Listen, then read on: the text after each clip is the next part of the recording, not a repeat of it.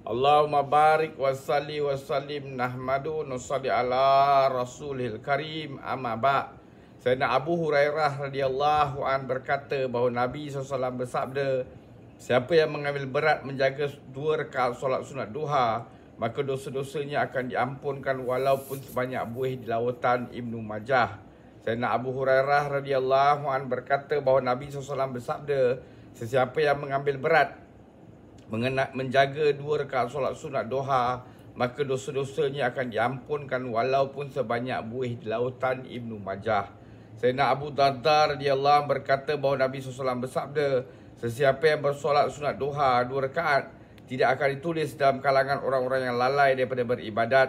Siapa yang mengerjakan 4 rakaat dan akan ditulis di kalangan ahli ibadat. Dan siapa yang mengerjakan 6 rakaat maka dia akan dibantu dalam segala urusannya pada hari itu.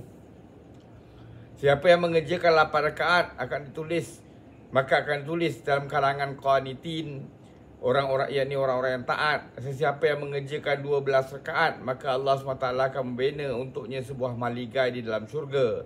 Allah SWT sentiasa mencari kurniaan dan sedekah kepada hamba-hambanya. Allah SWT sentiasa memberi kurniaan dan sedekah kepada hamba-hambanya setiap siang dan malam. Dan tiada kurniaan Allah SWT yang lebih afdal ke atas salah seorang hamba-hambanya lebih pada taufik untuk berzikir kepadanya.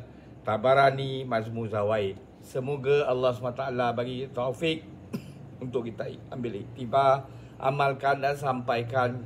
Subhanallahi wa bihamdihi, subhanakallahumma bihamdika, asyhadu an la anta astaghfiruka wa atubu ilaik.